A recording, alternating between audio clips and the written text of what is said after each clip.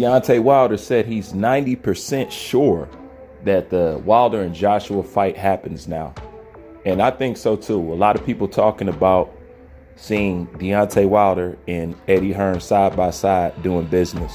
To me, it made sense, and it was only inevitable at the end of the day, because as long as Tyson Fury got what he going on with Usyk, you know, that's at least a year and some change at least that we have to spend doing that. So what Anthony Joshua is going to do in the meantime, since Deontay Wilder is over there a free agent, he's truthfully the only one that pushes the needle or can spark interest, whether good or bad, then it only made sense to, you know, come up with a business plan with Deontay Wilder, because now is the time to make Joshua versus Deontay Wilder. People will still want it. And this is the smart thing.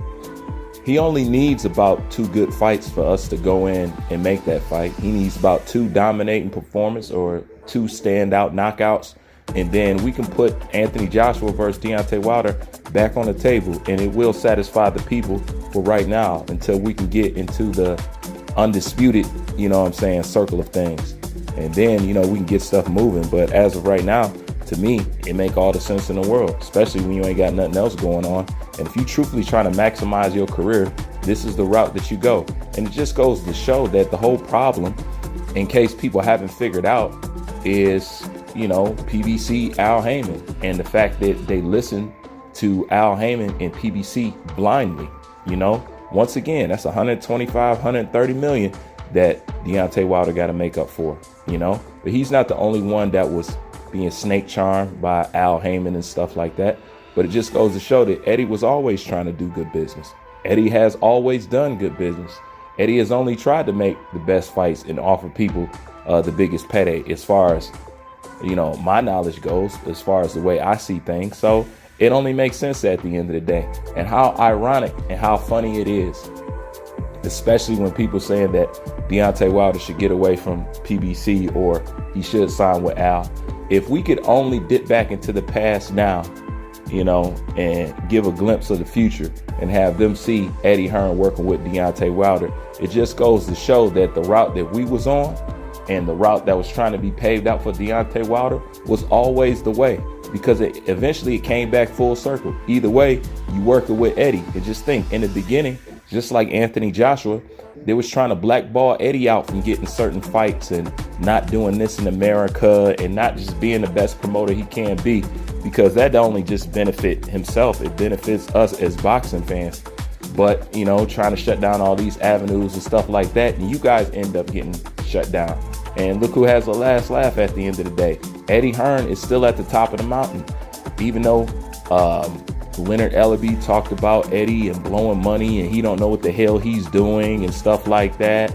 Well, as of right now, they sitting pretty. You know, PBC is losing fighters left and right, and that's due to the bad business practice. You know, you can't bring that entertainment world rules and try to come in here and try to apply that to boxing. It just doesn't work out that way. You know, at the end of the day, PBC was just too much theatrics at the end of the day. They didn't really have any real hardcore talent. They had all the old school used up 1 foot out the door names that you could use to build people. And for fighters, well, not fighters, but fans who don't know better, they'll take these names and say, oh, these are quality wins. But what level of their career were they at when they took these losses and they got these names? This is how Canelo has the resume that he has. Yes, he has great names, but when did he fight them guys? When they was old, when they was messed up, you know what I'm saying? When they was coming off a loss and this, that, and the third. But as long as the name is there, you could say that you've done something in boxing. That's the same thing that Errol Spence was trying to hide behind. And it just goes to show you that resumes and all that shit, that doesn't always mean everything. You know what I'm saying? A person cannot have the best resume but still be the baddest man on the motherfucking planet at the end of the day, because we know people who can really fight are the people who don't get the fights. People who can halfway fight or bullshit, you know what I'm saying, but can sell a fight, they're the ones that get all the opportunities at the end of the day. But regardless, I think it's a good look.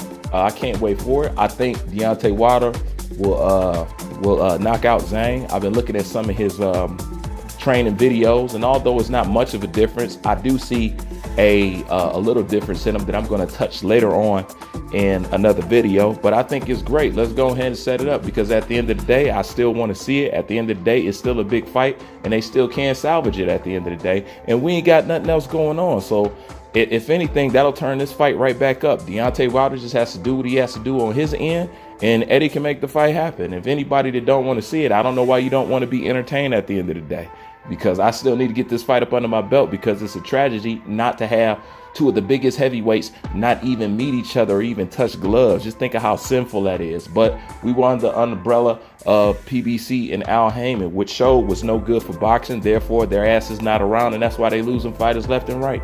But that's my opinion on this. Leave yours in the comment section. Bruce Fain, I'm out.